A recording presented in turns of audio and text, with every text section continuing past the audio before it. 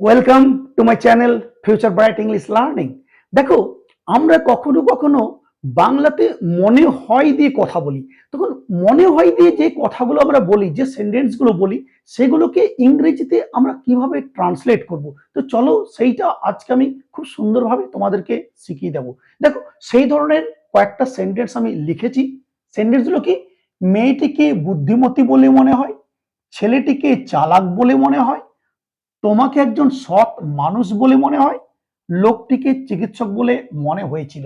অর্থাৎ মনে হয় বা মনে হয়েছিল, এই ধরনের বাংলা সেন্টেন্স থাকলে এগুলোকে আমরা ইংলিশে কিভাবে ট্রান্সলেট করব। খুব সহজ। তুমি কি করবে, আমি সূত্র একটু বলে দিই।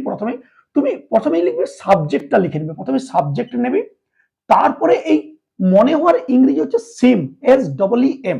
এই সাবজেক্টের পরে সিম, আমি এই ওয়ার্ডটি নেব। তারপরে কি করব, টু বি আমি জুড়বো। তারপরে যেটা মনে হয় সেটা কিন্তু আমি বলে দেব। এই সূত্র ধরে কিন্তু আমি করতে পারবো খুব সহজেই। তাহলে দেখো, এই সিমটা, এই যে ওয়ার্ডটা আমি নিচ্ছি সিম, এই সিম অ্যাকর্ডিং টু আমার কিন্তু চেঞ্জ হতে পারে টেন্স অনুসারে। আমি সেটা দেখাচ্ছি। দেখো, যেমন ধরো মেয়েটিকে বুদ্ধিমতী বলে মনে হয়, তাহলে প্রথমে কি সাবজেক্ট কি আছে, দ্য গার্ল, মেয়েটি। তাহলে আমি বলে দিলাম দ্য গার্ল।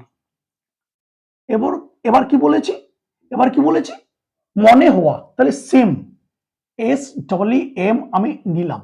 এবার আমাকে বুঝতে হবে কোন টেন্সে আছে। এটা প্রেজেন্ট ইনডেফিনাইট আছে, আমরা জানি। তাহলে আমাকে কি করতে হবে, থার্ড পারসন সিঙ্গুলার নামের জন্য এখানে কিন্তু এস জুড়তে হবে। তাহলে দ্য গার্ল সেমস করলাম, মেয়েটিকে মনে হয়। এবার আমি দেখো টু বি বলেছি, তাহলে to be, the girl seems to be. এবারে কি মনে হয়, বুদ্ধিমতী। To be intelligent, INTELLIGENT। খুব সহজ। প্রথমে সাবজেক্ট লেখো, তারপরে সেম কথাটি নাও। টেন্স অনুসারে যদি তোমার এস লাগে এস দেবে, যদি এখানে পাস্ট টেন্স হয় তাহলে ইডি করবে। সেই মত অনুসারে করে তুমি টু বি নেবে। তারপরে যেটা বলা হয় বা যেটা মনে হয় সেটা তোমাকে কিন্তু বলতে হবে। এখানে মেয়েটিকে বুদ্ধিমতী বলে মনে হয়, সেজন্য আমি কি করলাম, দ্য গার্ল সিমস করলাম, থার্ড পারসন সিঙ্গুলার জন্য এস জুড়ে দিলাম। তারপরে টু বি নিয়ে বুদ্ধিমতী, সেই জন্য ইন্টেলিজেন্ট আমি কিন্তু করে দিলাম। তাহলে পরেরগুলো দেখো খুব সহজ হয়ে যাবে। ছেলেটিকে চালাক বলে মনে হয়, তাহলে সাবজেক্ট কি, দ্য বয়, আমি করলাম, খুব সুন্দর, দ্য বয়। আবার দেখো প্রেজেন্ট ইনডেফিনাইট, তার জন্য আমি কি করব, সিমস করব। সিম কথাটি লেখার পরে আমি দেখব কোন টেন্সে আছে। Present indefinite, third person singular number, S আমি জুড়ে দিলাম। এবারে ধরো যদি ছেলেগুলিকে, তখন আমার এখানে কিন্তু এস জুড়তো না, যেহেতু এটা থার্ড পারসন সিঙ্গুলার নাম্বার আছে, সেই জন্য কিন্তু আমাকে এস জুড়তে হলো। সেটা আমাকে কিন্তু দেখে নিতে হবে। The boy সেমস। এবার কি বলেছি, টু বি নিয়ে নাও, টু বি। এবার কি মনে হয়, চালাক, ক্লেভার। তাহলে কি হলো, the boy সেমস to B clever. ছেলেটিকে চালাক বলে মনে হয়। খুব সহজ। তুমি এরপরে এই ক্লেভার, ইন্টেলিজেন্ট এগুলো চেঞ্জ করে দিলেই হবে। যেটা বলতে চাইবে সেই ওয়ার্ডটা কিন্তু লিখে দিলে কিন্তু হবে, তার ইংরেজি কিন্তু লিখে দিলেই হবে। সূত্র কিন্তু এইটাই থাকবে। সাবজেক্ট নেবে, সিম কথাটি নেবে, প্লাস টু বি করবে, তারপর যেটা মনে হয় সেটা তুমি কিন্তু লিখে দেবে। আবার দেখো, তোমাকে একজন সৎ মানুষ বলে মনে হয়, তাহলে তোমাকে সাবজেক্টে ইউ। এবারে ইউ দেখো, এবারে কিন্তু আমার প্রেজেন্ট ইনডেফিনাইট হলেও এটা কিন্তু সেকেন্ড পারসন, থার্ড পারসন কিন্তু নয়। তাহলে আমি কি করবো, সিমই রাখবো, আর কিন্তু আমার এস জুড়বে না, যেহেতু এটা ইউ এর ক্ষেত্রে আমার কি কি করি, এটা সেকেন্ড পারসন, সেই জন্য কিন্তু এস কিন্তু এখানে যোগ করি না। তাহলে ইউ সিম টু বি করো, ইউ সিম টু বি, তোমাকে মনে হয় কি একজন সৎ মানুষ, অ্যান অনেস্ট ম্যান,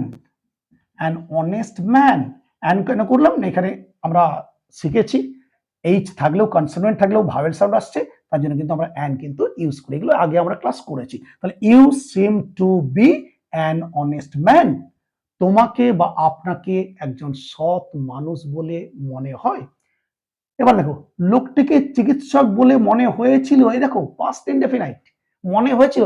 এবার কিন্তু আমি সিমস করতে পারবো না, সিম করতে পারবো না, এমন ইডি জুড়তে হবে। তাহলে লোকটিকে, সাবজেক্টটাকে নাও, দ্য ম্যান নিলাম।